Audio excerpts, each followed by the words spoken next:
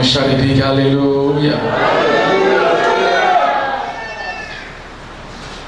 We're taking the text of this meeting from the book of Ecclesiastes chapter 3. I bring greetings for my wife. We're supposed to be here together, but because of one or two things, she couldn't be here. But she sent her greetings. Praise the Lord. Ecclesiastes chapter 3 verse number 11. I don't know when I'm supposed to stop. Okay, sir. Hallelujah. He has made everything beautiful in His time. I love that scripture. Powerful scripture. I thank God Bishop had almost preached my message. But the Bible said the word of God is new every morning. And I believe the message will come in a new dimension. I want to listen very closely. I'm a very fast speaker, but by the grace of God, I wouldn't want to speak very fast today because I want to understand these things I want to teach tonight. Because it's extremely important. If you can grab it, it will change your life forever. We're talking about giving glory to God.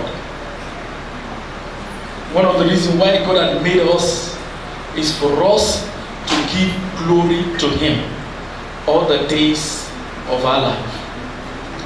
And this scripture we read said, He has made everything beautiful in His time. If you really want to understand this scripture very well, probably we need to read from verse 1. Can you give it to us from verse 1? The man behind the system, please, you have to listen to me very well because I'm going to use you. Tell the man there, he has to listen very closely and follow me because I'm going to use him. So to everything that is season and a time to every purpose under the heaven. Yes. A time to be born, a time to die, a time to plant, a time to pluck up that which is planted. A time to kill, a time to heal, a time to break down, a time to build up, and so on and so forth. And he concluded by saying that God has made everything beautiful in His time. This scripture established the fact that there is nothing, absolutely nothing that has happened or that will happen to us without the knowledge of God. It also seems to me that He established the fact that life events, everything that has happened and is happening and that will still happen, the life events are things that has been programmed by God. Everything programmed by God. Your life is programmed by God. And if we have this understanding, we will not be giving glory and praise to God. When good things happen to us, you will realize that every situation that comes across your life at any point in time is for you to give Him glory and praise. Hallelujah. Hallelujah. Hear me. If we are going to enjoy the blessing of God to the fullest, we must understand this fact that our life is like it has been programmed by God. If we are going to live a life of peace, if you're going to live without being disturbed by whatever things that happen, and you have the peace of life, you must understand this very fact that everything about us, everything in the world has been programmed by God. So it will not be the time that you buy a new car, or you give birth to a new baby, or that you are blessed with 1,000, 2,000 in your pocket, that you now, oh hallelujah, God, thank you. This is beautiful. I give you all the glory. No. At every point in your life, you give glory and praise unto Him. Hallelujah. If I would like to put it another way, it also means that our life and in the event of the world have been prophetically laid down. Prophetically laid down. And it's like a script that has been written. And we are just playing the script out. Like people that are doing drama, they will write the script. Hello? Are you following what I'm saying? The script is written. And after they have written the script, they give it to everybody. And each one will begin to act out the script that had been written. Hello? Hear me. This seems to me that this is how life is. The event of the world, it seems to me that this is how it is. That we are just playing out the script that has been written. Destiny of every man, destiny of every nation is like a script written, and it's like we're just playing those scripts out. And if you have this understanding of what I'm saying, at every point in time in your life, you will like to give glory and praise to the Almighty God. Hallelujah. Hallelujah. So we must have the knowledge of times and season.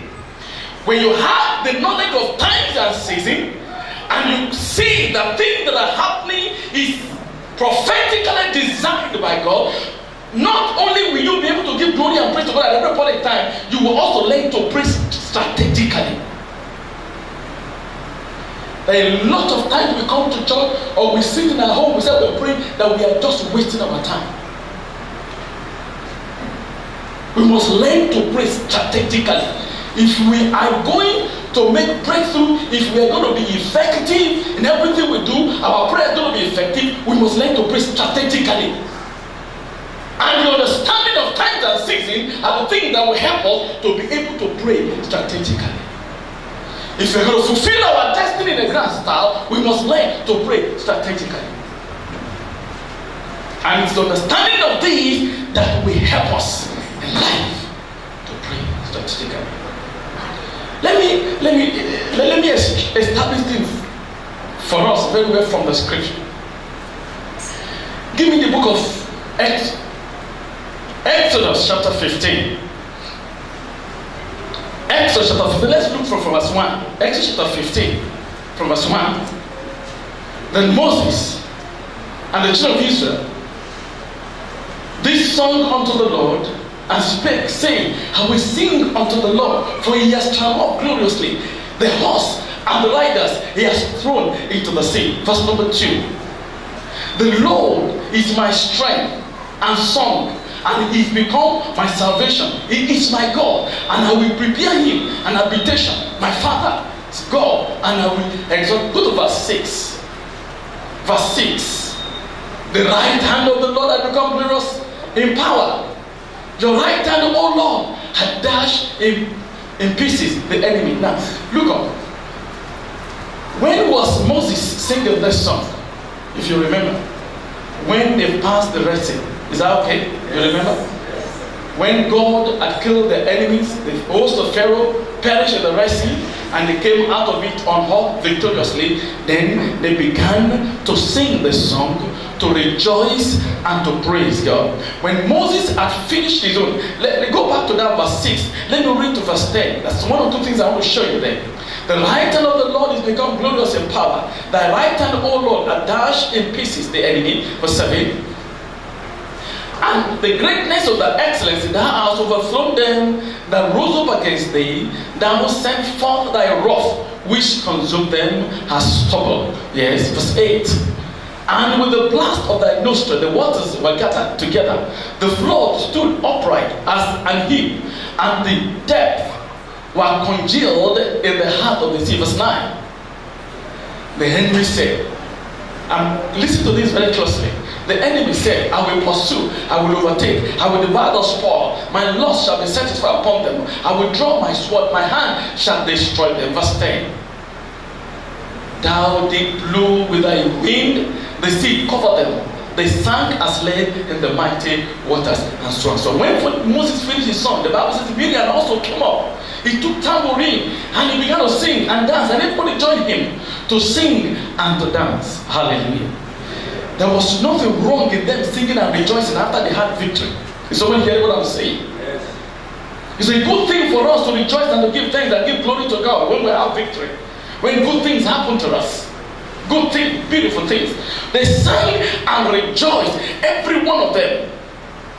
Of course, like I said, they knew where they are coming from. But this is where I'm going. If these people have understanding of what I call prophetic destiny, if they have understanding of what I call prophetic destiny, they will not wait until when the victory happened before they began to sing and give glory to God.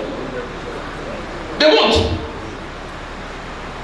If they have understanding of prophetic destiny, if they have understanding of what had been written concerning them, if they have understanding that all that had happened to them, they were just playing them out. Things were just happening step by step, and they were entering into it, they are fulfilling the prophetic destiny of their life. They would have been giving glory and praise and singing and worshiping God even when they were in Egypt. When they were going through all kinds of difficulty, the affliction, the trouble, the torment, and everything that was happening to them, if they had understanding of what I call prophetic destiny, they will not wait until this victory happens before they will begin to give glory and praise to them. And you know, the same thing happened to us in church today. Until somebody hand over an envelope of 5,000 to you because you have been trusting God and praying that God should give you 2,000, 3,000, and then you find that's when you begin to rejoice and give thanks to God. Until you get admission to school, that's when you begin to give thanks and rejoice. Before then, you'll be complaining and grumbling. It is because we don't have understanding of what I call prophetic destiny. Hello, church. Hello. Are you following what I'm saying? Yeah. Now look at what the Bible said in the book of Genesis chapter 15. Give me Genesis chapter 15. Let me read from verse 13. Genesis 15, 13 and 14. Genesis, please, not Samuel. Genesis chapter 15, verse 13. Good. Now everybody look at this. And he said to Abraham, know of a surety that thy seed shall be a stranger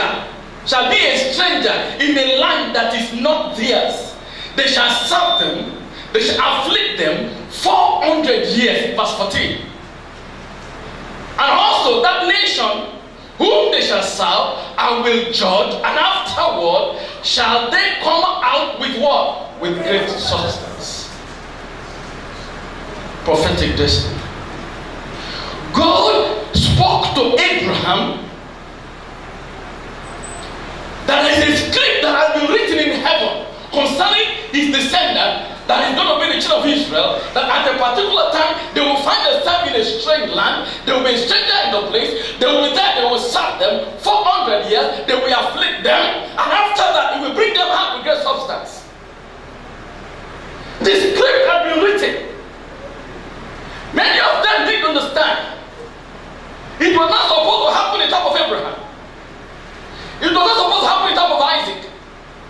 Isaac came, Isaac went, it did not happen. But it came in the days of Jacob. Jacob, after giving back to all of his children, to cut the long story short, like play, it was as if they were escaping the famine that was in the land. Jacob, and with 70 of all the members of his household, they found themselves in the land of Egypt. Hello? Like play.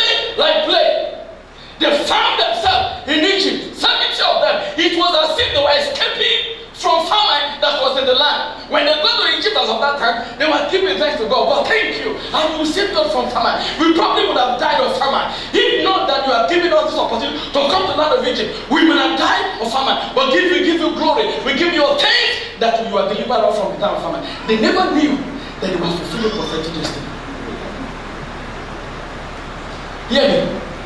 Things that happens to you, if you look at it closely, and you're able to monitor it that Satan did not hijack the thing from your life.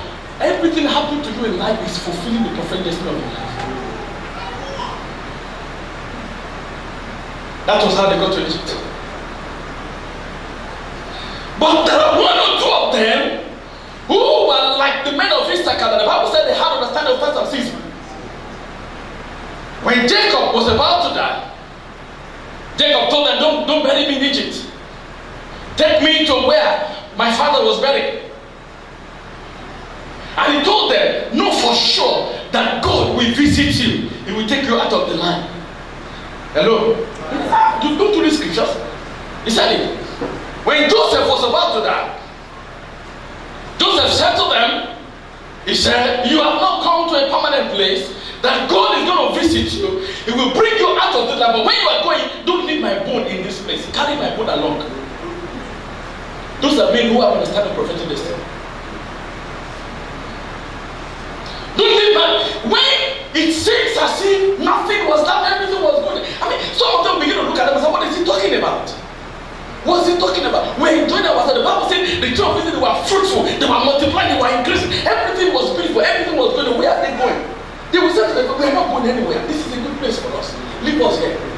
Take your bone to where? This is where we are going to be. They don't have understanding of prophetic destiny. Hello, church. Are you following what I'm saying? Joseph said, don't leave my bone. Even when you bury me, because they can't carry Moses and bury where his father was buried. Joseph was the prime minister in the land. So he has to be buried where the kings are buried, in the land of Egypt. And he said to them, when you are leaving this place, when God visits you, when God comes to visit you, take my bone along with you. The man knew what he was talking about. Hallelujah. And when the time came for them to move out, everything changed. Everything changed. The Bible said a king who knew not Joseph came to the throne. And he looked at the nation of Israel. They were multiplying. They seemed even more than they are. They seemed stronger than them. He said, look, we have to deal with them wisely, because if a war breaks out, they will jump with their enemy, they finish up, and they will escape. Let's begin to deal wisely with them. What is the wisely he was talking about? Let's begin to afflict them. Let's begin to use them. Let's enslave them. And that was the beginning of the horror.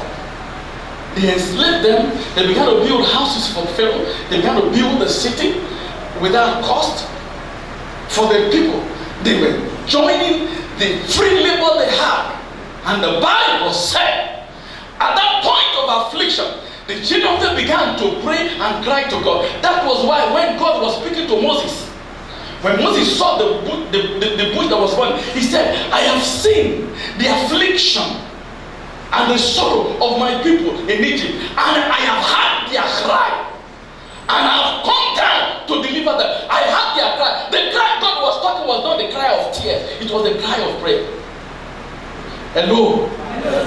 It was the cry of prayer. I have that cry. I want to believe that some of them, among them, probably had the understanding of prophetic destiny, and probably they have gone through the archives and discovered God said we are going to be in the straight land for 400 years. Here, look at it. It is more than 400 years. We are not supposed to be in this place any longer. And they began to cry to him. Strategic prayer. That's what I'm talking about. If you have understanding of prophetic destiny, when you will understand, you will know how to pray strategically for breakthrough to happen in your life that will make you to give glory and praise to God more. And I believe when they had understanding, they began to cry to God, God, do something about our case. And the Bible says, and God had their cry. Hear me, if they are not crying to God, if they are not called upon God strategically, they probably would have remained there more than the time is there. When they were coming, the Bible said they were there for 420 years. 20 years over and above the time God said. But here, what I want to say here, talking about giving glory and praise to God at every point in time, not only when good things happen to you. The Bible said when Moses got to the land and he went to Pharaoh, let my people go that they might serve the Lord. The Bible said, Pharaoh said, who is that God that you're talking about? Oh, because the people are, that's why you're saying you want to serve one God somewhere. And he said, they will no longer give them straw to build The bricks which they're building, they will look for the straw by themselves, and they will still make the same number of bricks. So he added more burden onto them. What was the thing the children of Israel did? They began to murmur. They began to argue. They began to complain, talking against Moses. Is it because, see what they've done for us? But if they had understanding of prophet destiny, rather than murmuring and complaining, what would they be doing? They will give him glory and praise to God. Say, God, thank you. Because time of our liberation had come. Many times when you go through tough and difficult times, you may never know that it could be the time for God to do something strategic, something miraculous, something great, something important in your life, to bring you out of the level where you are, to take you to a greater level. So rather than you complaining and crying and weeping, you're supposed to do what? Give glory and praise to God. And then pray strategically that God will intervene in your fears. Am I talking to somebody in church? Yes, sir. Listen closely to what I'm saying, because we're going to do some praying tonight. And pray well. But you cannot do this prayer until you have understand what I'm talking about. Hallelujah. Amen. Hallelujah. Amen. So, when they began to cry to God, God intervened eventually. God brought them out. But they were supposed to spend 400 years in the land, but they spent 20 years over and above the time they're supposed to spend. Why? Because of their complaints. Rather than they giving glory and praise to God, rather than they worshiping and giving praise and giving thanks to God, their complaints, their murmuring made 20 years to be added unto him. Hear me. When a man will not understand and will not give glory and praise to God, you will have burden upon burden for your life. Rather than you being liberated, rather than you moving forward, you will remain on the same spot. That's why God hates murmuring. He hates complaints. You know the same way in this station today. Many are complaining and murmuring and shouting and crying. Yes, it is true. What we see physically, it could be tough and difficult. I'm telling you something. Tough and difficult. But it's not a time for us to be complaining and murmuring. It's a time for us to be giving praise and glory to God. Because it is a time for God to do something extraordinary in the affairs of this. Watch it. It's a matter of time. You will say, do you know, sir? Nigerians are never been praying like they are praying now. Christians have never been praying like they are praying now. Christians are not united the way they are united now. Praying all kinds of prayer. And if God will move in the affairs of a nation, therefore in a person, prayer must go forth. Intercession must go ahead first. And if God has not allowed the thing that is happening now, will people come together? Will Christians come together and do this kind of prayer they're praying? Look at what happened last election. They succeeded in dividing the church. They succeeded in dividing the church. Even pastors are fighting with themselves. But I believe God allowed it. But today, believers are coming together, praying like they have never prayed before. Why? Because God is about to do something extraordinary. Watch it. It's a matter of time. It's a matter of time. If you have understanding of prophetic destiny, you will not wait until good things happen to you before you begin to give glory to God. At every point in time, irrespective of what you go through, you will give him glory. You will give him praise. Let's stop complaining. Let's stop murmuring. Let's learn to give him praise. God has a good plan for everyone. That's what the Bible said in the book of Jeremiah 29 verse 11. I know the thought that I have towards you. The thought of good, to give you future and give you hope. That is a good thought for us. Good thought. Good plan. Good destiny for every single one, especially them that are born of God. He has a good destiny. He has a beautiful one for us.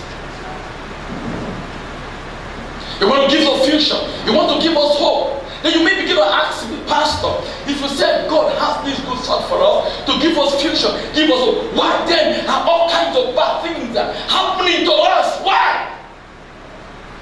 Untimely death, why? Poverty, why? Sickness, why? Why all these bad things happen to our life? And this is part of the programs of God for us that we must give Him glory and praise for. Hear me? There's something you also need to understand. When God has this good prophetic destiny for concerning our life, the devil will not keep quiet. Have you ever seen the devil keeping quiet? He doesn't keep quiet. The devil will never keep quiet. As God has his own good plan, the devil will counterfeit that good plan. He will make his own what I call satanic prophetic destiny. He will put it beside that of God. He will place it beside that of God. And His worship. Many of us, we are falling into that satanic prophetic destiny. Maybe out of ignorance, maybe out of carelessness, just like we're saying, and I'm giving glory and praise to God is complaining. And I'm serving God the more. He looked for strange God. And I've been committed to God the more and serve God the more. He said, what it actually come as he serve. We have done again and again. Nothing is happening. Maybe the time when God want to intervene in his life, that is when he will look for a stranger. And then he will enter into satanic prophetic destiny. And rather than him fulfilling God's prophetic destiny, he will begin to fulfill satanic prophetic destiny. And then he begin to say, why me? Why are all these things happening to me? If it is not you, will it be me? Hallelujah, somebody. Am I talking to somebody here this year? What is the thing that God expects us? God wants us to be sensitive. God wants us to open our eyes to see what is happening. God wants us to give Him praise. And He wants us to learn to pray strategically in our life, to counter every program of the devil for our life, and pray that we align ourselves into His own program every moment of our life. That's it. If you are able to do this, you escape all the evils that the devil is programming for us. Now let me begin to bring this thing closer to us. I told you I'm not going to be preaching for a long time because I want us to pray. Let me bring this closer to us. Look at the story of children of Israel I was telling you the other time. In that chapter 15, the Bible said they began to give praise. They began to rejoice. They began to thank God because God had given them victory. But they never knew what the plan, the satanic program for their life. What was that satanic program? Look at that scripture again. Acts chapter 15. Can you please give me verse 9? Acts chapter 15 verse 9. This is the satanic prophetic destiny for them. The enemy said, I will pursue, I will overtake, I will divide the spoil. My lust shall be satisfied upon them. I will draw my sword, and my hand shall what? Shall destroy. As God has his own good plan for them, to take them to a land flowing with milk and honey, Satan also prepared his own plan for them. What was that plan of Satan for them? To pursue them, to overtake them, to divide the spoil, to destroy them. Then it depends on who you read yourself to. If they had made a mistake of yielding to the will of Satan, this one will have happened in their life. But because they obey instructions of the prophet of God sent to them, they obey the word of God's servant Moses, they followed him closely, and rather than they fulfill started prophetic destiny, they began to fulfill God's prophetic destiny for their life. Do you know that the enemy attempted this? Do you know? The enemy attempted it. When they came out of land, the Bible said, when they came, Pharaoh said, what has happened to me? Why should I allow them to go? He gathered all his army and they began to pursue them. Because of time, they want to read scripture. They began to pursue them. The Bible said, at the time when they were about to overrun them, the Bible said, the pillar of cloud that was going before them left the front, that was the presence of God, and went back and stood at the back and made a separation between the armies of Egypt and the children of Israel. He became fire, darkness to the enemy, and he gave light to the children of Israel, so that the enemy could not come near the children of Israel. I pray for you. God will make a distinction between you and your enemy. Yeah. And he stopped them. So the enemy did pursue, but God did not allow the enemy to overthrow them. No matter the pursuit of enemy over your life, they will not overthrow you. Yeah. No matter how many they are pursuing you for evil, you will escape. Yeah. In the name of Jesus. Yeah. They align themselves and listen to their prophet. They live obedience to their prophet. When they say it's time to leave, they left. It's time to pray, they pray. It's time to sit down, they sat down. Even though some of them are not happy with it, but they obey. Hear me. Whether you like your prophet or you don't like him. To some of you, he's too tall. That bishop, what you got? Whether you like him, you don't like him. If God plants you here, obey instruction. That is where the miracle is. Is someone hearing what I'm saying? Yes. That is where your blessing and miracle is. Sir, I remember some years back, a young man came to the church. There was a time, doesn't know he came from the UK. He came with substance. He came with a lot of money. He bought a house. Listen to this, I'm telling you. He bought a house and was doing fine. He was doing business. And then he went to partnership with one man. This man and the other man, they supply a company in Lagos a lot of money. They make some supply, and of course, the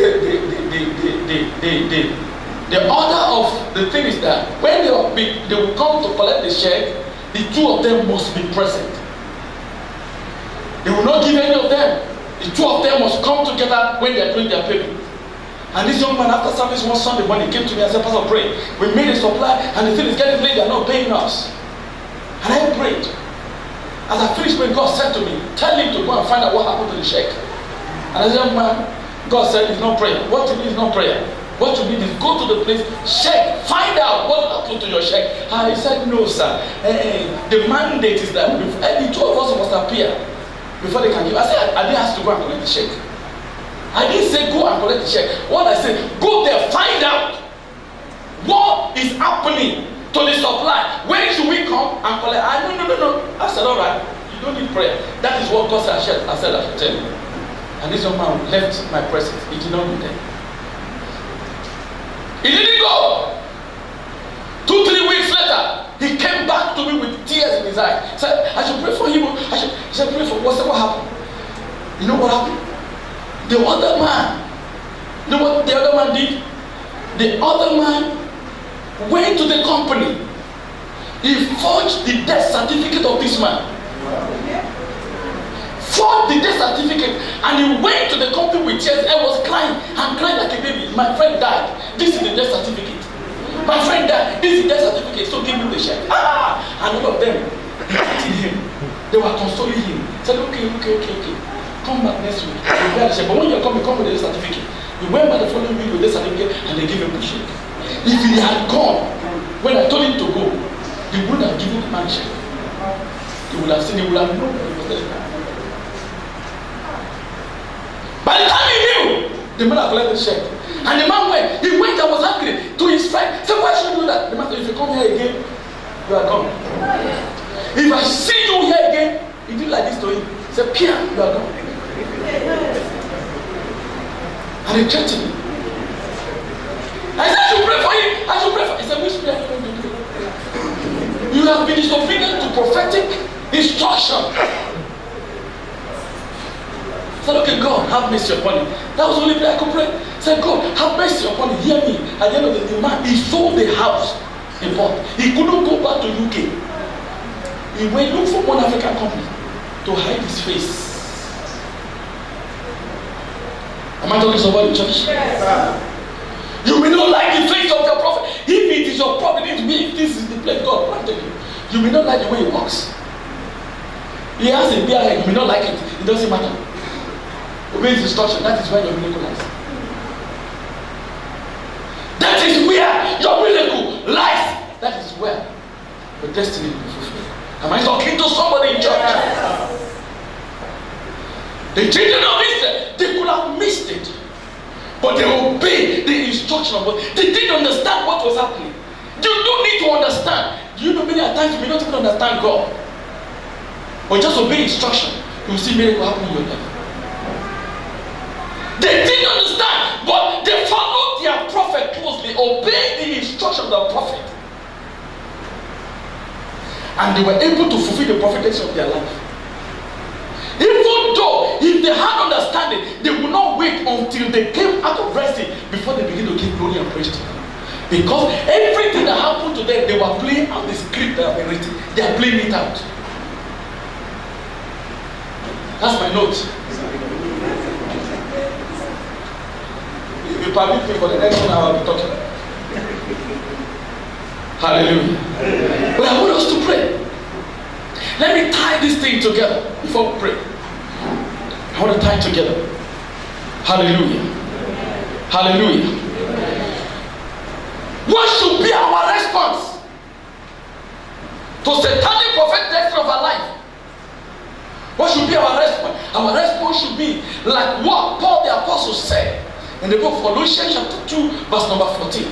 Colossians chapter 2 verse 14. Can you give me that scripture? Colossians chapter 2 verse number 14. Are you still there? Blotting out the handwriting and ordinances that was against us, which was contrary to us, took it out of the way. Doing what? Nailing to the cross. We must learn to apply the blood of Jesus and wipe away every contrary thing. The Bible says contrary.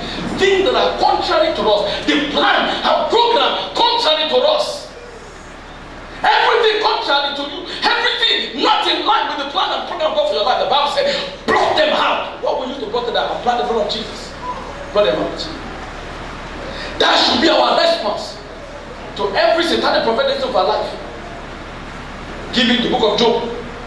Job chapter 5 verse number 12. Job 12 verse 5. Job 5:12, thank you. He disappoints the device of the crafty, so that their hand cannot perform their enterprise. Verse 13. He take the wise in their own craftiness, and the counsel of the fool he carry headlong. He disappoints the devices. Hear me, devil has nothing but devices.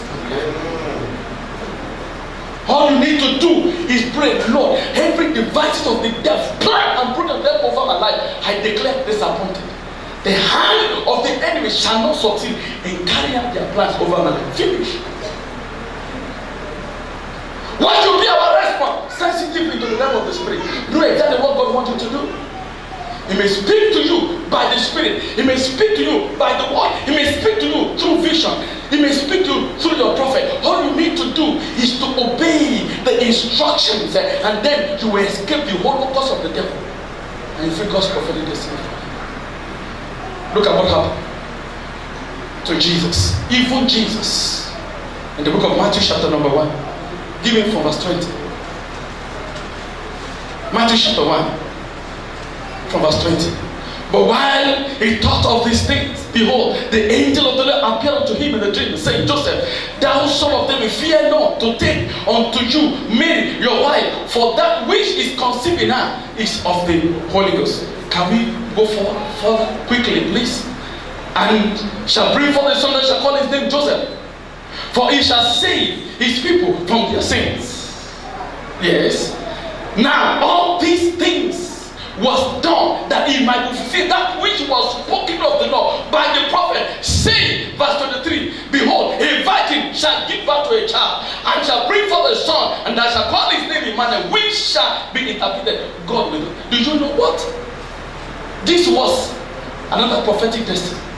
This thing had been spoken thousands of years before that time, and Mary just walked into it. The script had been written, Mary walked into it. To fulfill, it's like he acted the script out. But if you read further, the Bible said the wise men came from the east. You remember the story? And when they located him and they went to Herod and told Herod about the whole thing, that Herod said, okay, when you have seen the child, come that I also I might go and bow and worship the king. But the Bible said God appeared to the wise men, said, don't go back to the king, go to your own house where you've come from. So they did not go back to the king, they went the way they came. And to cut long story short, and the Bible said, and God also spoke to Joseph in a dream, said, take the child, for they are looking for a way to take the life of that child. Take that child away. And the Bible said that it might be fulfilled, that which had been spoken by the prophet. Everything had been written. And the Bible said, and Joseph woke up in the morning, took the mother and the child, and they went. I want to read it to you, and then we do that prayer. Chapter 2 of that Matthew. Chapter 2 of that Matthew. Verse 13. Give it from verse 13. From verse 13. And when they were departed, behold, the angel of the Lord appeared to Joseph in a dream, saying, arise, take the young child and his mother, flee into Egypt. Be thou there until I bring the word that for Aaron will send the young child to destroy him. Verse 14. When he arose, he took the young child and his mother by night and departed into Egypt. Yes. And was there until the death of Herod, that it might be fulfilled, which was spoken of the Lord by the prophet, saying, out of Egypt I have called what? My son. It has been written. They were just playing the script out. Verse 16. Then Herod, when he saw that he was mocked by the wise men, was exceedingly wroth, and sent forth and slew all the children that were in the Bethlehem, and in all the court thereof, from 2 years old and under, according to the time which he had been diligently inquire of the wise men. Verse number 17.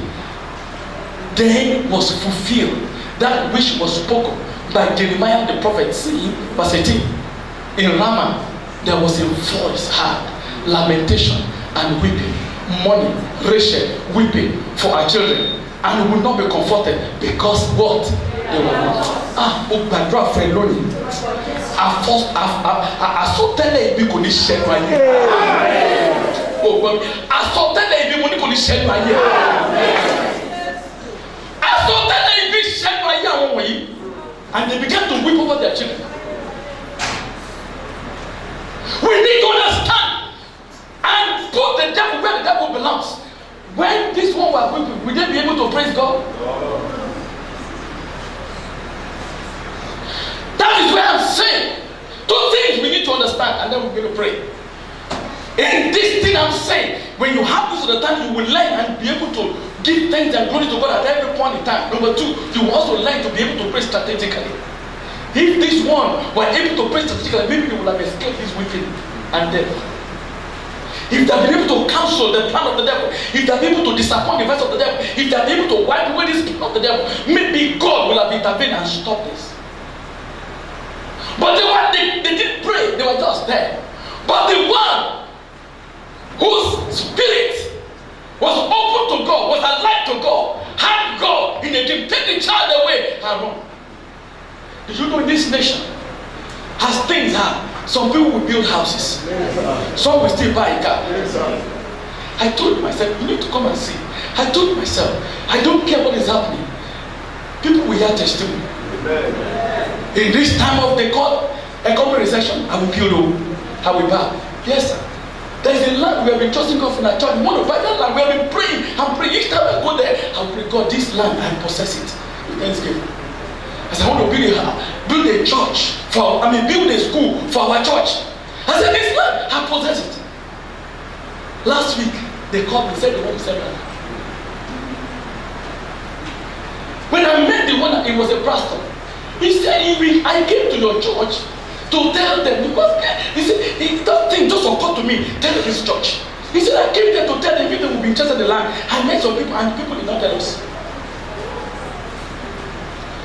And we negotiated. Once, 1 point something, million. I said, God, where will I get there? Over 1 million naira in this period. Where will I get over 1 million? But God, thank you. And we have to give thanks to God. We have been praying. We possess the land. Hear me. By the grace of God, we prayed about half of it. Hallelujah. By the grace of God, before the end of this one, the land will become our own. Even in this time of conversation, listen. Are you hearing me in church? Yes. We need to understand our stand, where we are. Learn to pray strategically. Don't live by situations and circumstances all around you. I don't care the economic situation that is going on. I care about the word of God. I stand upon the word. I declare the word of God to my life. I know the economic recession is the program of God, because God wants to do something miraculous in this nation. We will be here together. We shall sing it. We shall sing together. We shall enjoy it together. The plans of the evil one over this nation, God will disappoint them. The wicked that want to put Nigeria in their pocket, God will disappoint them. They are making all kinds of plans and programs, but they will fail. Whether they like, they will fail. The plan and purpose of God will come to pass. I think it's time for us to pray. So that Bishop will not come and take my microphone from me. It's time to your feet, everybody. Come on, shout a big hallelujah. Are you blessed tonight? Yes. Few minutes to pray. I want you to pray and pray well. The first prayer is this: your response to satanic prophetic destiny over your life. You brought it out by the blood of Jesus. You remember? In that Exodus chapter 15 verse 9, the enemy said, I will pursue, I will divide his war, I will draw my sword, and I will destroy them. But the Bible said, blotting out the handwritings and the audience of the devil, contrary to Allah, nailing them to the cross. That Job 5:12 said, disappointing the rest of the crafty, so that their hand cannot carry out their plan. The Bible prays this, you say, oh God, every satanic prophetic destiny over my life, the plan, the evil program of the devil over my life, by the blood of Jesus, I wipe them off. It shall not see the light of the day.